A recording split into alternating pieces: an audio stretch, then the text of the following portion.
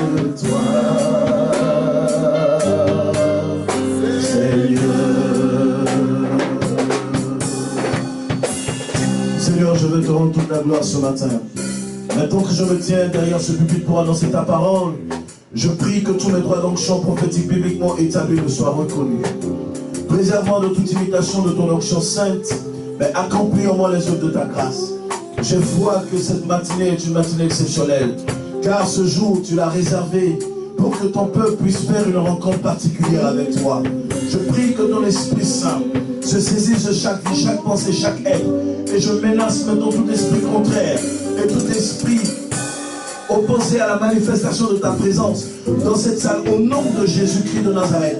Que cette salle soit contaminée par l'atmosphère de l'onction, que les cœurs soient radicalement transformés par la lumière de ta parole. Je veux disparaître et te laisser croître au milieu de cette assemblée. Tu es Dieu et tu es le bienvenu au milieu de nos Saint-Esprit. Car tu nous as rassemblés, certainement parce que tu as quelque chose à faire avec nous. Et nous croyons ce matin que ce que tu as réservé, tu l'accompliras. C'est pourquoi nous accueillons ta présence avec des pluies d'acclamations. Et nous poussons des cris de joie très forts. Et nous disons Amen. Est-ce que quelqu'un peut acclamer très fort pour le roi des rois? Je veux que tu pousses des cris de joie et que tu acclames le Seigneur des Seigneurs. C'est celui qui n'est pas impossible. Le Dieu qui était, qui est et qui vient.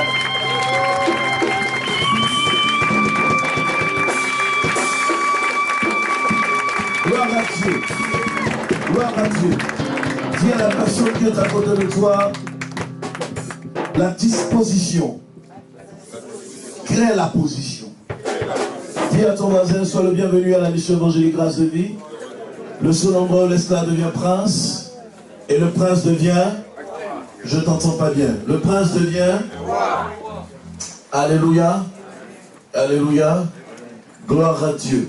Je voudrais ce matin terminer l'enseignement qu'on a commencé dimanche dernier, amen. Vous savez, quand je parle de disposition, c'est très important. On ne peut pas être chrétien et être sans disposition, alléluia.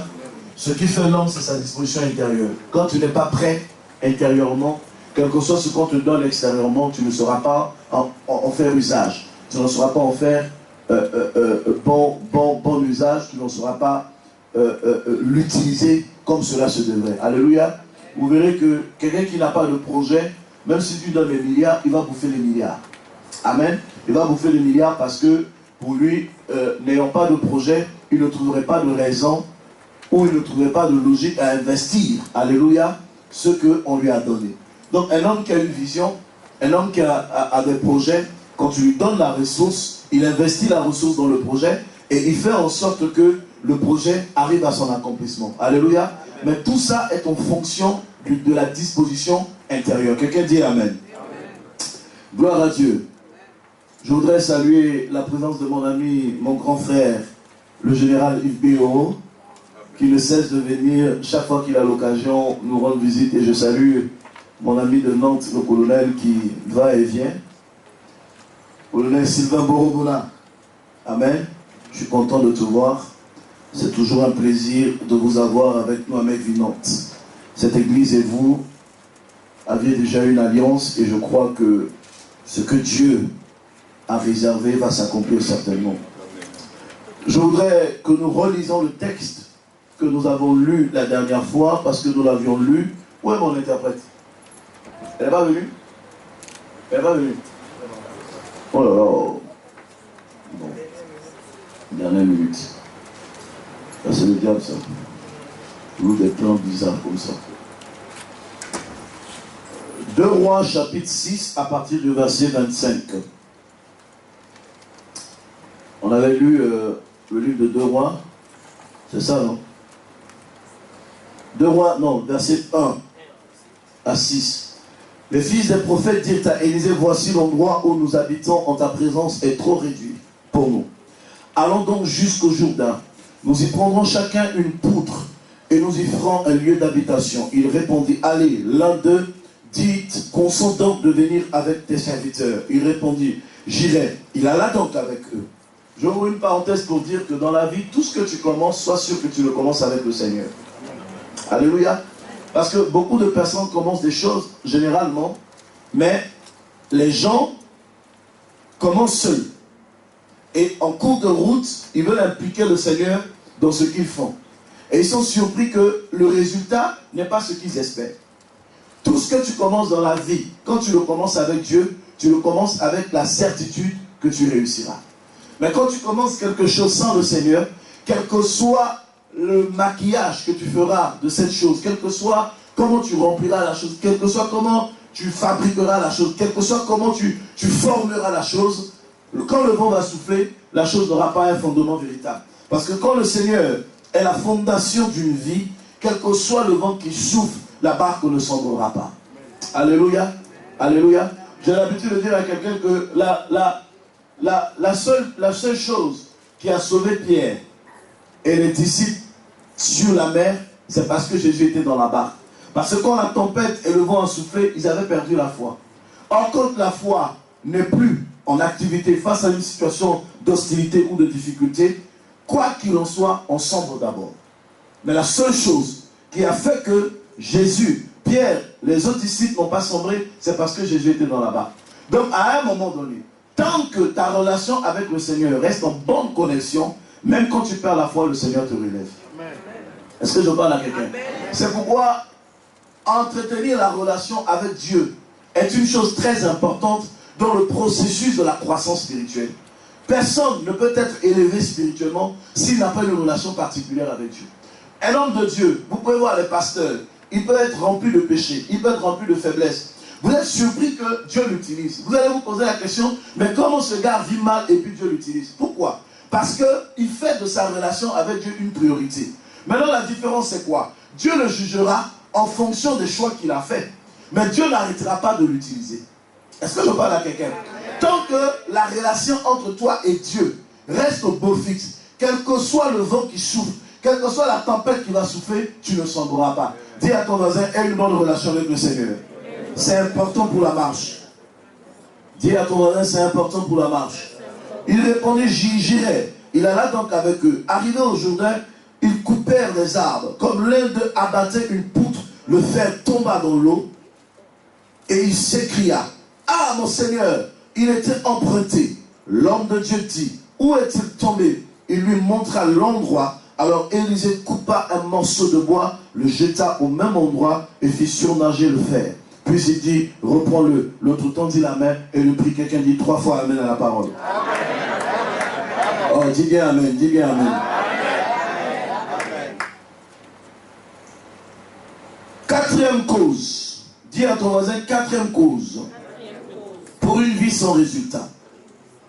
Vous savez, ce qui m'a marqué dans ce texte la première fois que je l'ai lu, et je crois l'avoir déjà souligné la dernière fois dans une prédication ici à l'église, c'est que ces hommes et ces femmes sont sortis parce qu'ils avaient un objectif. Et l'objectif qu'ils avaient déterminait ou motivait leur détermination. L'objectif qu'ils avaient conditionnait leur investissement. L'objectif qu'ils avaient conditionnait leur détermination, n'est-ce pas, à aller jusqu'au bout de leurs efforts. Quand on marche dans la vie pour atteindre un objectif, on ne perd pas de vue certains principes avec lesquels on doit marcher. Quel que soit ce que la chose va te coûter, quand tu sais que tu as un objectif dans la vie, même si la situation semble plus complexe à tes yeux, tu dois avoir la lucidité, tu dois avoir un espace que je dis, la grandeur d'esprit, de savoir que à un moment donné de la vie, je dois faire la part de toutes choses. Ce qui fait que la vie de beaucoup de personnes est remplie de confusion, c'est que nous marchons avec Dieu, mais nous marchons avec Dieu comme si nous marchons avec des hommes. Dieu est l'être le plus complexe de toute l'humanité. La Bible dit qu'il est tellement grand qu'on ne peut le surmonter. Il est si profond qu'on ne peut le sonder. Son amour est incommensurable qu'on ne peut pénétrer. Tant que Dieu ne s'est pas ouvert à toi, il y a des choses, quelle que soit la manière avec laquelle tu le fouilleras, tu ne le trouveras pas. Dieu est mystère. Et Dieu se révèle. Est-ce que je parle à quelqu'un? On ne découvre pas le Seigneur si le Seigneur ne s'est pas révélé. C'est pourquoi la Bible dit que la Bible n'a jamais dit qu'on découvre Dieu. Parce que Dieu n'est pas quelque chose qu'on cache. Dieu est un mystère et il se révèle. La Bible dit cherchez l'Éternel et vous le trouverez. Si vous voulez aller loin avec Dieu, il faut le chercher. Tant que vous ne faites pas de votre vie un sujet permanent de recherche d'une relation particulière, appropriée, exceptionnelle avec le Seigneur, quelles que soient les prophéties, quelles que soient les impositions de main, quelles que soient les prières, quelles que soient les impositions de pieds, je peux même mettre mon coude sur ta tête, je peux déverser toutes sortes d'onctions sur ta vie n'évoluera pas. La réussite est d'abord une question de volonté personnelle. Le succès est d'abord une question de détermination personnelle. L'accomplissement, l'aboutissement d'un projet dépend des résolutions que tu prennes lorsque tu commences le projet. Tu veux servir Dieu, tu veux être enfant de Dieu, tu veux marquer la différence, tu veux que le Seigneur puisse t'utiliser de manière à ce que le monde reconnaisse qu'il y a un Dieu en toi. Mais quelle est la différence que tu fais aujourd'hui dans le choix que tu fais de la vie que tu mènes? Sur quoi le Seigneur peut-il aujourd'hui s'appuyer sur toi pour pouvoir justifier ou légaliser le fait ou le principe de te donner quelque chose? Souvent Dieu nous donne des choses, il nous donne des talents. Quand je parle comme ça me fait plonger dans la parole. Et je m'en vais voir la parabole des 10 talents. La personne à qui Jésus confie des talents. On dit il prend 5, il prend 10, il donne à une personne. Il prend 5, il donne à une autre personne. Il prend 3, il donne à une autre personne. Et en fonction de chaque personne décide de faire du talent ce qu'il veut. Il y en a un qui prend les talents, qui les met à la banque et ça suscite des intérêts. Il y en a un autre qui prend les talents, qui met dans un commerce, ça suscite des intérêts. Mais la troisième personne estime que le talent, il ne peut pas le multiplier de peur de le perdre. Alléluia. Qui me suit jusqu'à présent. Et la Bible dit qu'il prend le talent, il cache le talent. Quand Jésus arrive, Jésus n'a pas regardé à sa crainte. Parce qu'en réalité, Dieu c'est le plus grand capitaliste. C'est la loi du donner et du recevoir avec Dieu. Dieu n'est pas l'éternel donneur. Il te donne, il te donne, il te donne, il te donne. À un moment donné, il s'arrête. Et puis il te regarde. Qu'est-ce que tu lui donnes en retour? La chose la plus difficile aujourd'hui, c'est que le Seigneur ne nous demande pas de donner le tout de nous. Il demande simplement notre cœur. Est-ce que vous savez que le cœur est séparé de la volonté? Parce que le cœur est du domaine de l'esprit, la volonté est du domaine de l'âme. Est-ce que je parle à quelqu'un? La volonté est du domaine de l'âme, le cœur est du domaine de l'esprit. Et la seule chose que Dieu réclame, c'est la partie de lui qu'il a mis en nous. Et même la partie de lui qu'il a mis en nous, quand il réclame, on refuse de lui donner. Il a mis en nous l'esprit, pour qu'à travers cet esprit, nous venons à lui. Mais même l'esprit qu'il a mis en nous, quand il nous appelle, on refuse de lui donner cet esprit. C'est pourquoi j'expliquais la dernière fois que Dieu, faisant l'homme, il a mis 3 choses en l'homme. Esprit, âme et corps. Dieu n'a pas mis d'abord le corps. Faites attention. Il a fabriqué l'homme de la poussière de la terre. C'était le premier format. Mais avant que l'homme ne devienne un être vivant, il a commencé par l'esprit, l'âme et puis le corps. C'est pourquoi quand vous vivez sur la terre, et que vous vivez par âme, ou vous vivez par corps, vous êtes en contact avec la chair, vous êtes en contact avec le monde, tout ce que vous faites est attrait au monde et connaît l'échec. Nous sommes d'abord esprit avant d'être corps. C'est pourquoi quand l'homme meurt, son esprit va au Père. La Bible dit que quand l'homme meurt, son esprit va au ciel, n'est-ce pas? Retourne à Dieu. Son âme va dans le séjour des morts. Et dans le séjour des morts, il y a 2 compartiments. Il y a le sein d'Abraham et il y a le lieu du tourment. Et maintenant, son corps retourne à la poussière. Poussière, tu retourneras à la poussière. Donc, la chose, pourquoi l'homme va dans le séjour d'Abraham? Pour être jugé de ses œuvres. Donc, ce que tu dois savoir, c'est quoi? Ce que Dieu jugera, c'est ta volonté. Dieu ne jugera jamais ton esprit. Parce que tu ne lui donnes aujourd'hui, tu ne lui donnes pas aujourd'hui, il le reprendra. Ça lui appartient. Mais la chose que Dieu jugera, c'est ta volonté. Pourquoi tu lui as refusé ta volonté? Pourquoi tu lui as refusé ton cœur? Pourquoi tu lui as refusé ton amour? Pourquoi tu lui as refusé tes sentiments? Pourquoi tu lui as refusé tes émotions? Pourquoi la seule partie qui fait ta vie sur la terre, tu as refusé de donner à Dieu? Amen. Ah, vous n'aimez pas quand je prêche comme ça, hein? Ah, dites-moi un amen bien. Amen. Ne faites rien avec ce qui peut vous égayer. Terminez cette étape. Amen. Alléluia. Amen. Je ne peux pas une église aller au ciel. Quelqu'un dit Amen. Amen. Lorsque les fils des prophètes sont sortis, la première des choses dont ils se sont assurés, c'est la compagnie d'Élisée. Parce qu'ils ne voulaient pas faire la marche sans lui.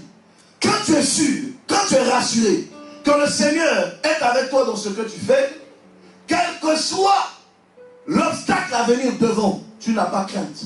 Pourquoi? Parce que tu sais qu'il y a quelqu'un qui te défendra en avant. On a peur des choses qui viennent dans le futur parce qu'on est seul. Mais quand tu crois que tu es seul, tu ne pourras pas te décider à avancer.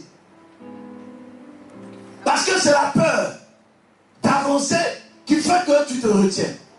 Mais quand tu es rassuré que le Seigneur est avec toi, quel que soit ce que ça va te coûter, tu avances. Mais le vrai problème, c'est quoi? Le problème commence d'abord par une prise de conscience. Ils disent, l'endroit où nous nous trouvons est étroit. Nous ne pouvons plus continuer d'habiter ici. Qui se souvient du message sur l'environnement? C'est pour dire quoi? C'est pour dire que l'environnement dans lequel tu as toujours évolué doit conditionner l'avenir et le futur que tu auras. Mais si tu n'as pas pris conscience que l'environnement dans lequel tu es aujourd'hui est un environnement qui peut te permettre d'avancer, pourquoi tu ne veux pas quitter? Le miracle ne viendra jamais du ciel tant que toi tu n'as pas pris conscience de l'état dans lequel tu es. Dieu ne va jamais te forcer pour te bénir. Dieu ne va jamais te forcer pour t'élever. Si tu vis dans le péché, le Saint-Esprit ne te visitera jamais.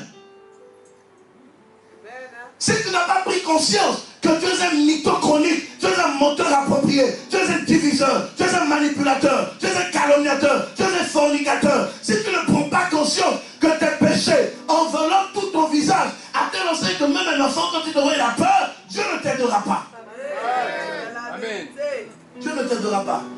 La première chose qui fera que le Seigneur va tendre la main pour t'arracher de ta situation, c'est quand tu prends conscience que la situation dans laquelle tu vis n'est pas une situation normale. Aujourd'hui, les chrétiens ont légitimé le péché dans leurs pensées. Les chrétiens ont légitimé, n'est-ce pas, le péché dans leur âme, dans leur conscience, dans leur esprit. Les chrétiens pêchent et ils sont capables de se repentir. Amen. Oh, je me guéris. Jésus revient bientôt. Quand sera-t-il de ton salut? Amen. Bientôt, la trompette va sonner. On peut blaguer, on peut s'amuser, on peut tout faire. Mais tu ne dois pas t'amuser avec ton salut. La vie ne s'arrête pas qu'aux habits, ne s'arrête pas qu'à l'argent, ne s'arrête pas qu'à la voiture, ne s'arrête pas qu'au manger, aux belles maisons, aux belles choses. Il y a des choses plus importantes que tout ce que nous avons aujourd'hui. Quand sera-t-il demain de ton salut? Nous faisons des choses pour plaire aux gens. Nous voulons plaire à tout le monde. À défaut, à force de vouloir plaire à tout le monde, on déplaît à Dieu. Et puis on n'est même pas conscient qu'on est en train de déplaire à Dieu, mais on insiste dans le choix de vie qu'on a fait. Quand sera-t-il demain de ton salut? Pose la question à ton voisin. Quand sera-t-il demain? Demande à ton voisin. Si tu n'as pas posé la question, donc dis-lui c'est de toi qu'il s'agit alors. Alléluia. Amen. Alléluia. Amen. Je suis révolté dans mon cœur. Parce que quand je vois le ciel, la place qui est réservée à Melville Nantes est vide. Mais où sont les chrétiens? Le répertoire de l'église a été trouvé avec plus de 650 numéros de téléphone. Où sont ces gens aujourd'hui? Ils n'auraient même pu avoir de place. On aurait pu avoir la plus grande église de Nantes en moins d'un an. Où sont partis ces gens? Notre comportement de tous les jours font que les gens doutent même de notre engagement en tant qu'enfants de Dieu. La dernière fois, j'étais en ville pour me couper les cheveux. J'ai invité un jeune homme. Il ne savait même pas que c'est moi le pasteur de l'église. Et je parlais avec lui, il me dit, oh, cette église, moi, j'ai pas envie d'y aller. On me dit que ça raconte beaucoup là-bas. Il ne savait même pas vraiment le pasteur de l'église. On dit les gens ne s'aiment pas entre eux. Les gens parlent très mal entre eux, machin, tout ça. Je l'ai pris de côté. Je l'ai dit, je suis le pasteur de l'église. Il dit, c'est vous l'évêque? On parle très mal de vous dans la ville. Il dit, oui, je suis au courant. Et quand j'ai fini de lui parler, il me dit, j'ai compris, je viendrai. Alléluia. Amen. Comment est-ce qu'on peut être heureux de savoir que notre témoignage fait partir les gens de l'église alors que nous sommes censés être des témoins? Qui dit témoin, dit témoignage. Comment est-ce que notre comportement peut faire rétrograder des personnes dans l'église? Des gens viennent, commencent à croire. À un moment donné, les gens reculent parce que notre comportement rejette les gens. Je te jugerai. Dieu te jugera. Si tu fais exprès, Dieu te jugera. Nous devons prendre conscience que nous avons un problème. Si nous ne prenons pas conscience que nous avons un problème, mais comment le Seigneur va-t-il nous aider? Tu es dans tous les sens.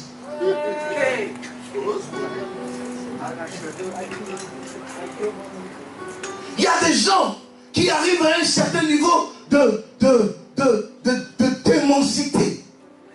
C'est-à-dire qu'ils sont là, ils cogitent le mal dans leur esprit. Tant qu'il n'a pas détruit une relation entre deux personnes, ils ne sont pas contents. Mais qu'est-ce que tu cherches? Tu cherches quoi? Est-ce que la vie chrétienne, c'est de détruire les gens entre eux ou c'est de réunir les gens entre eux? Le Seigneur ne nous a pas appelés à diviser. Celui qui divise est fils du diable.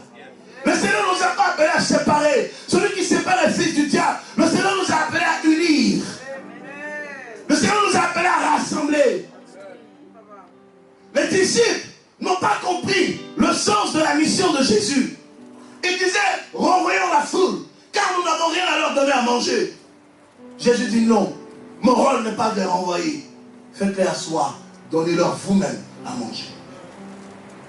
Parce que ce dont ils ont faim, le monde n'a pas la nourriture appropriée.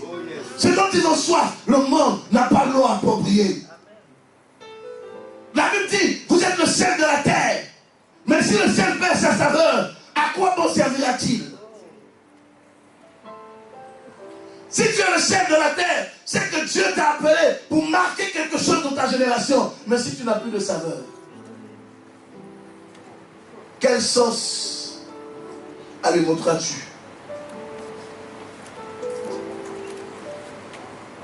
On n'est pas révolté. On vit aujourd'hui comme si on n'avait rien à apporter. On n'est pas révolté. On vit aujourd'hui comme si on n'avait rien à démontrer. Il y a des pays dans lesquels la puissance de Dieu se démontre. Il y a des pays dans lesquels vous ne pouvez pas être chrétien aujourd'hui comme ça. Vous ne pouvez même pas avoir le temps de vous rassembler, de prier, de jeûner, d'adorer Dieu. On vous coupe la langue. On vous crève les yeux. On vous crève le tympan. On vous met l'arme à la tempe pour vous empêcher de vous élever dans la foi. Mais vous avez la liberté. Aujourd'hui en France. Même quand c'est n'importe quoi les gens font, en France on accepte au nom de la liberté. Et vous ne profitez pas de cette liberté pour étendre le royaume de Dieu. Mais si tu n'es pas prêt à être chrétien, retourne dans le monde. Si tu n'es pas prêt à suivre le Seigneur, repars dans le monde. Tu peux tout faire, mais que ta vie soit un modèle. La Bible dit, tout est permis, mais tout n'est pas utile. Si vous ne prenez pas conscience aujourd'hui, le temps de vous rendre compte, demain, c'est trop tard. Il y a un adage qui dit, si je savais, est le langage de ceux qui ne prennent jamais de précaution. Trop tard est le langage des plus gros imbéciles. Quelqu'un dit Amen? Amen. Qui aime la parole de la vérité? Qui aime cette parole de la vérité? Si tu aimes cette parole, dis Amen 3 fois.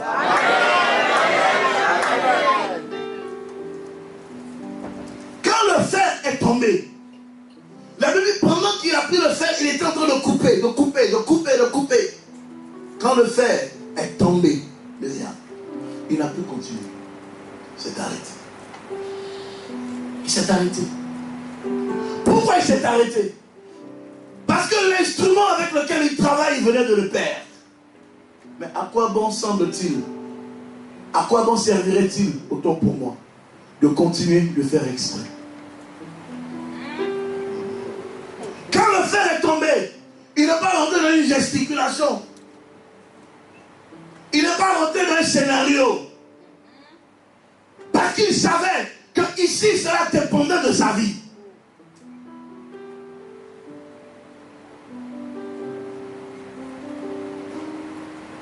La Bible dit qu'il s'est arrêté. Et puis il a crié au secours.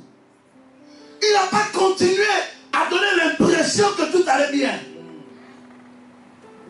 Quand tout va mal dans ta vie, arrête-toi. Ça ne sert à rien de donner l'impression que tout va bien. Ça ne sert à rien de te revêtir d'une carapace alors qu'au dedans de toi tu es déjà mort. Il y a des gens qui sont des cadavres ambulants. Ils mangent comme ça mais ils sont vides à l'intérieur d'eux. Il n'y a rien de bon à l'intérieur d'eux. Tu as beau les remplir de belles choses, mais quand ils ont l'occasion, tout ce qui sort d'eux, c'est de mauvaises choses. Et te pose la question, mais est-ce que cette personne est vraiment convertie? Amen. Dans la vie, faire semblant, faire semblant, faire semblant. Et vous avez caler la gorge. D'adorer, vous avez caler la gorge.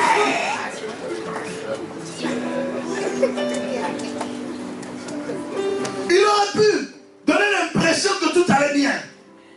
Il aurait pu donner l'impression que ça va marcher. Mais il s'est rendu compte d'une chose. Nous sommes sortis ensemble, travailler. L'endroit où nous nous trouvons est trop étroit pour nous habiter. Donc il faut nous construire des habitations. Mais pour nous construire des habitations, le seul instrument que j'ai, d'abord ça ne m'appartient pas. Ça veut dire quoi? Quand quelque chose ne t'appartient pas, tu les appelles à le rendre demain. Le fer symbolise la vie que Dieu nous a prêtée. Notre vie est un prêt. Sinon on allait l'avoir à l'éternité. Si demain il peut nous être enlevé, c'est qu'il ne nous appartient pas. Il dit, le fer avec lequel je travaille m'a été emprunté. M'a été prêté autant pour moi. Du moins je l'ai emprunté. Il ne m'appartient pas. Il est tombé. Que vais-je dire au propriétaire? Ce qui lui faisait mal, c'est d'abord deux choses. La première des choses, c'est que l'instrument avec lequel il travaille ne lui appartient pas. Mais il avait conscience qu'il devait rendre compte de cet instrument. Parce que ce qui a été emprunté doit être restitué. Mais tu m'as emprunté, tu m'as prêté, je t'ai emprunté. Demain, il faut que je te restitue. Le Seigneur, tu m'as prêté la vie. Est-ce que cette vie, je te la rendrai demain? Telle que tu me l'as prêtée. Quand le Seigneur te prêtait la vie, il t'a prêté la gloire. Il t'a prêté l'élévation. Il t'a prêté le bonheur. Il t'a prêté le succès. Tu as détruit tout ça. En lui rendant la vie plus tard, tu rendras le malheur, la désobéissance, la maladie, la méchanceté, la haine. Il y a des gens incapables même de se soigner. Et le mal est là. Ils ne prennent même pas conscience de ça. Amen. Amen. Lève la main droite, dit Seigneur, aide-nous.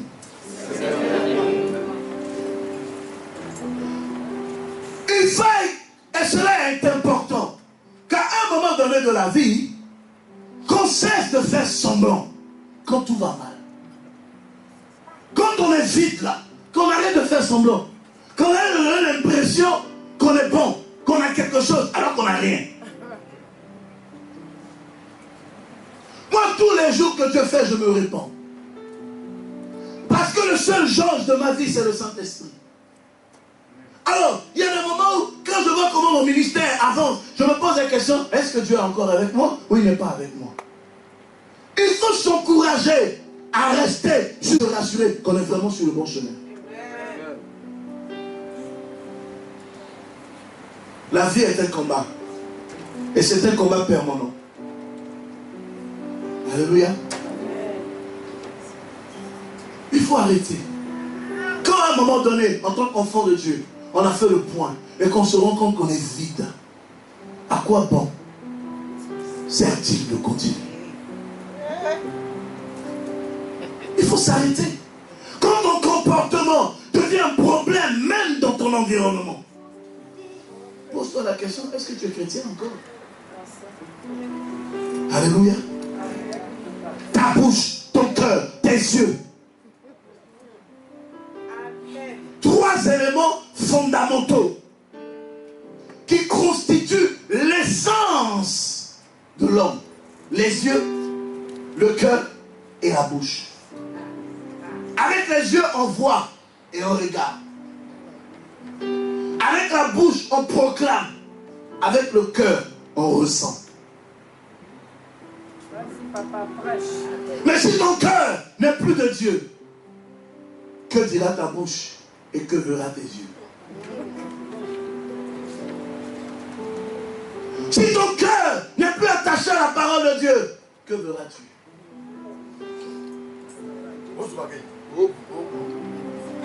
La Bible dit, la vie et la mort sont au pouvoir de la langue.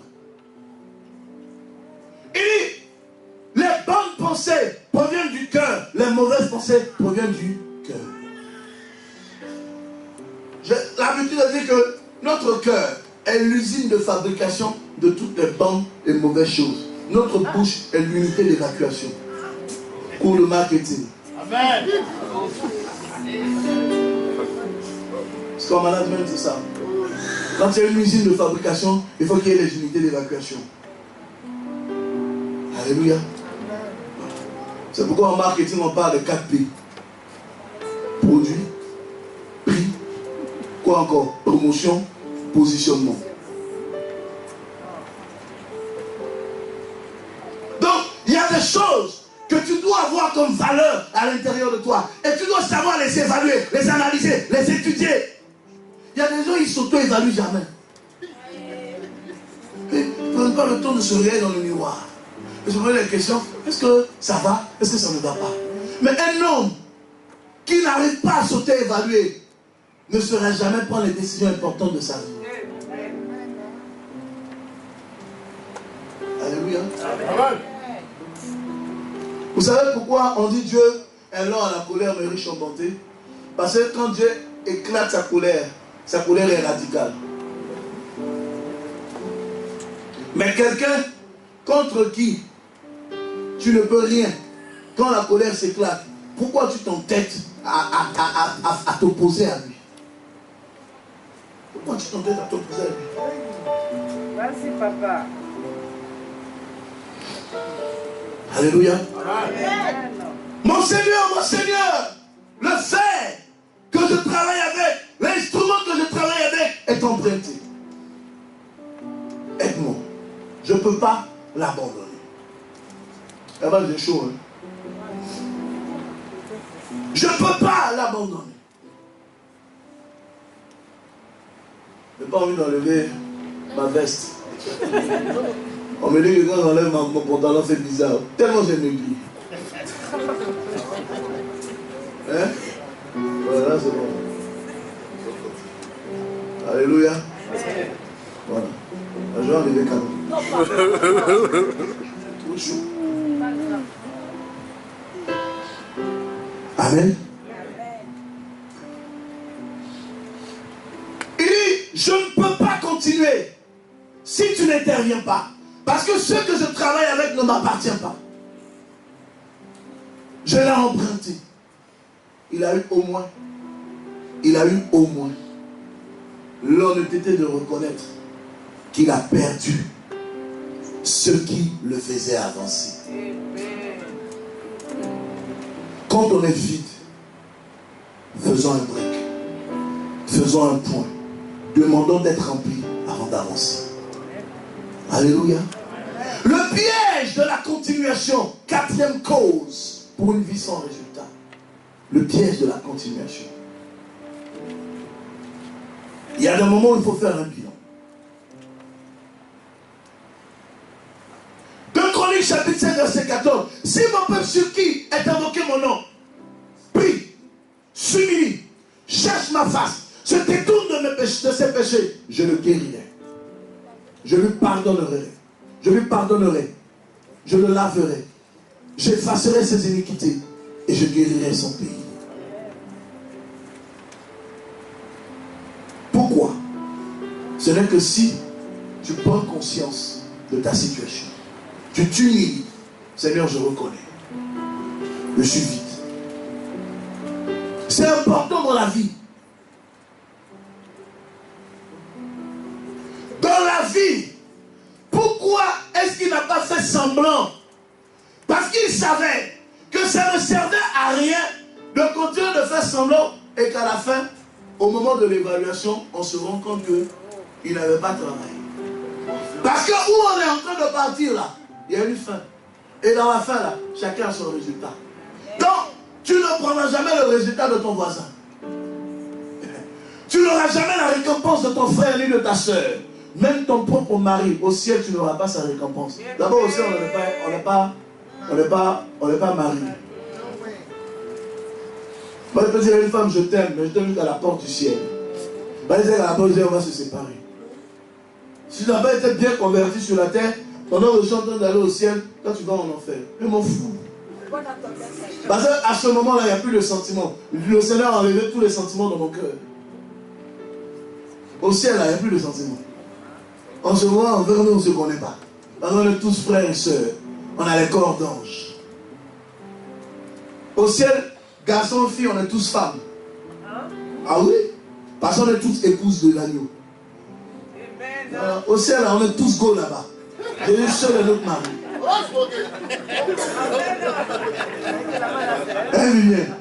Voilà. Comment c'est une fierté? Je suis la go du Seigneur. Et je suis fan de lui. Alléluia. Le plus dur, c'est ça dans la vie.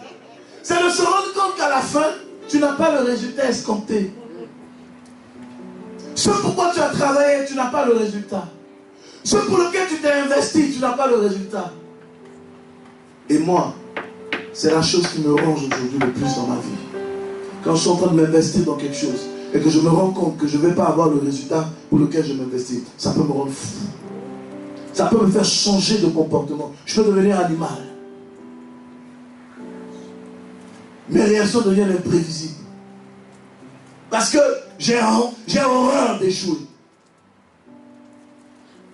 Pourquoi je dis ça? Avant de commencer un projet dans la vie, tu t'assures que tu es sur le bon projet.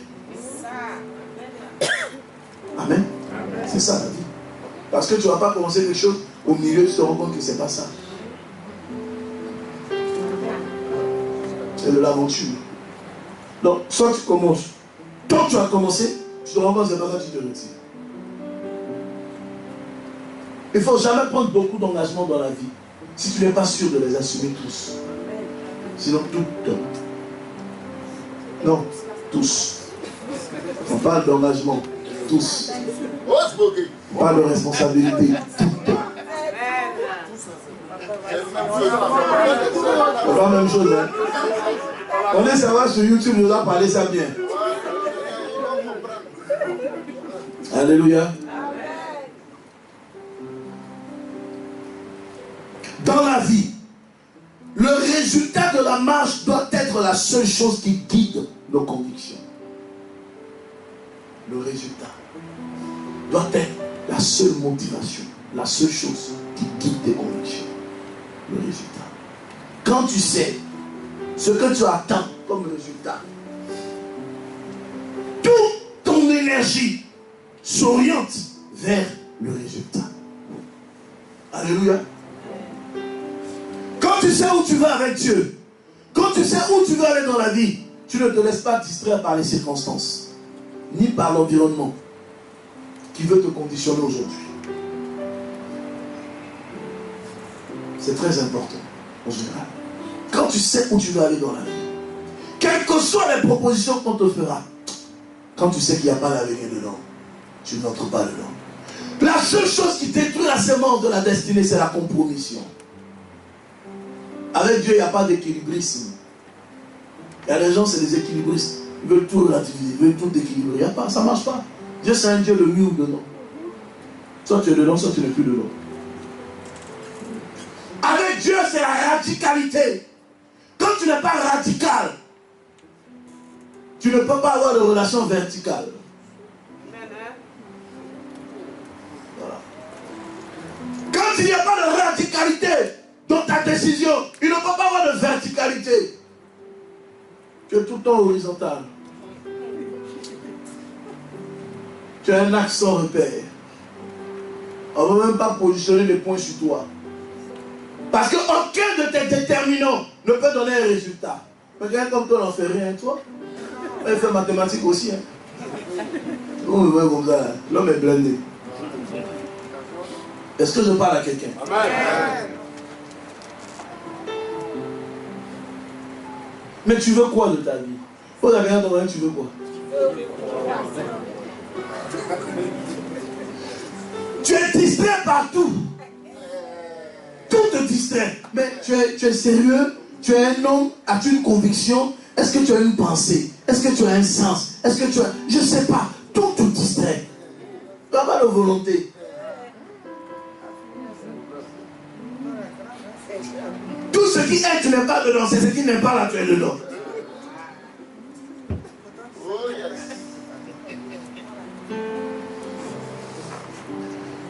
Il dit, voici, je mets devant toi la vie et la mort. Mais il te fait une recommandation. Choisis la vie et tu vivras. La seule chose que le Seigneur te donne, c'est la vie. Et non la mort. Mais souvent, on abandonne la vie. On va choisir la mort. J'ai l'habitude de dire, et je termine, Dieu ne nous bénit pas parce qu'on mène des actions ponctuelles dans sa maison. Dieu nous bénit parce qu'on est constant et fidèle. Amen. C'est ça. Amen. Aujourd'hui, tu es là, pose un petit acte. Demain, tu te retractes. Après demain, tu poses un petit acte. Après demain, tu te retractes. Et tu es premier à dire que dans l'église, il n'y a pas la puissance. Tu es premier à dire que Dieu ne visite pas là-bas. Tu as foutaise.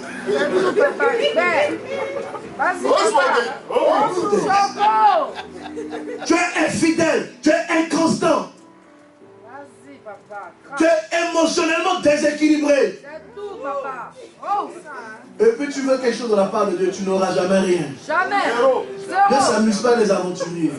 Dieu bénit les hommes qui sont constants, qui sont loyaux, qui sont loyaux, qui sont fidèles. Aïe, papa. Aïe, aïe, aïe, aïe, aïe. Vas-y, papa. Je termine. Amen, papa. Continue. Le dernier principe. Le cinquième principe. Le principe de l'abandon à Dieu. Tant que tu ne t'abandonnes pas à lui, il ne fera rien avec toi. Si tu veux, en même temps que Dieu fasse avec toi et en même temps que tu restes, tu ne peux pas. Tu ne peux pas garder une partie et puis donner une partie. Ça ne marche pas. C'est pourquoi même en amour, il n'y a pas de demi-mesure. On ne croit pas qu'on peut aimer deux personnes. Soit tu aimes l'une plus que l'autre. Amen. On ne croit pas.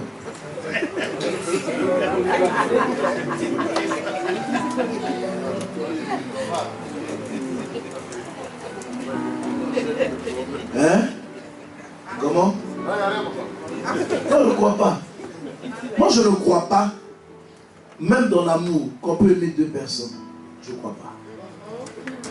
C'est biblique, non? On ne peut pas aimer deux personnes, non? C'est pas possible. Tu ne peux pas. Tu ne sauras pas bien apprécier l'amour que tu portes envers les personnes. Tu ne peux pas. Alléluia. C'est pourquoi dans la vie, le choix de l'abandon est crucial. Si tu veux aller loin avec Dieu, il faut t'abandonner. Si tu veux que ça marche, il faut abandonner. Si tu veux que ça progresse, il faut abandonner. Si tu ne t'abandonnes pas à Dieu, comment Dieu va-t-il te remplir? Le Seigneur ne fait pas de compromis. ni de compromission. Il dit, il cherche un homme. À l'Éternel la terre et ce qui la remplit, le monde et ceux qui l'habitent. Car c'est lui qui a fondé sur les mers et a fermé sur les fleuves. Qui montera à la montagne de l'Éternel, qui s'élèvera jusqu'à son lieu saint? Celui qui a les mains innocentes et le cœur pur. Celui qui ne se livre pas, qui ne livre pas son âme aux choses vaines et qui ne jure pas pour tromper. Qui ne jure pas pour tromper. Oh, dans l'église, ma fille Marcel me disait, les gens aujourd'hui peuvent se tenir devant Dieu et puis mentir. Ça, quand tu m'as dit, ça m'a réveillé l'esprit. L'on peut jurer devant le Seigneur. Et puis il ment. Il a besoin de mentir, hein. Et puis devant Dieu, je te dis, Dieu avec qui tu t'amuses, il va te mettre ça ici. Alléluia. Il dit, les mains innocentes et le cœur pur. Dieu bénit ceux qui ont le cœur innocent. Ceux qui ont les mains pures, les mains innocentes et le cœur pur. Quand ton cœur est pur, les actes que tu poses sont purs. Quand ton cœur est pur, ton comportement est pur. Quand ton cœur est pur, tes choix sont clairs. Quand ton cœur est pur, tes motivations sont saines. Quand ton cœur est pur, tes directions sont visibles. Tu n'es pas dans les compromissions. Et c'est à ça que Dieu t'appelle. Et dit, qui montera à la montagne? Dieu cherche un homme. Dieu cherche un homme. Es-tu celui sur qui il peut compter ce matin? Es-tu la personne avec qui il peut renouveler son alliance ce matin? Alléluia. Jésus m'a libéré. Alléluia. Jésus m'a libéré. On se lève. Alléluia.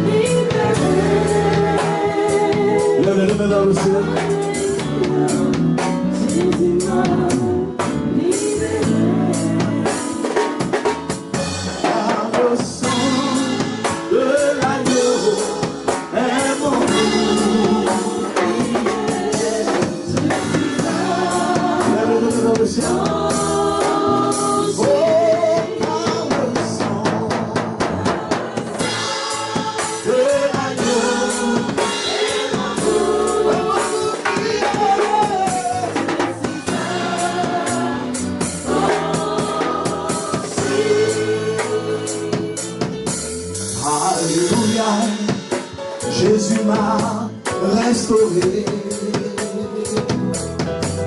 Alléluia. Jésus m'a restauré. Alléluia. Jésus m'a restauré. Alléluia. Jésus m'a restauré par le sang.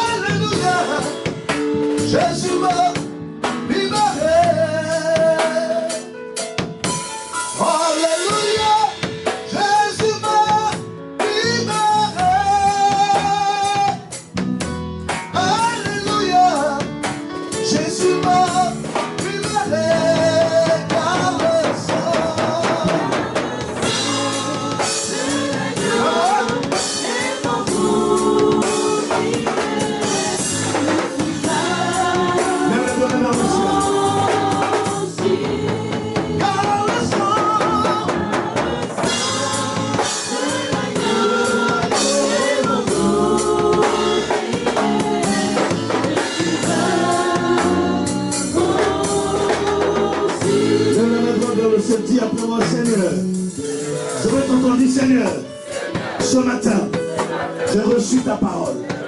En elle, il y a la vie. Car elle-même, elle est la vie de Dieu. Elle est la puissance de Dieu qui guérit et qui restaure. Ce matin, cette parole, je reçois sa puissance et qu'elle transforme toute ma vie. À partir de ce matin, sa sémence renouvelle mon alliance avec Dieu. Je suis chrétien, je vivrai selon la parole de Dieu sur cette terre des hommes, aujourd'hui et demain, jusque dans l'éternité. Au nom de Jésus-Christ. Amen. On acclame le Seigneur, on acclame le Seigneur. Gloire à Dieu. Nous allons passer aux offrandes.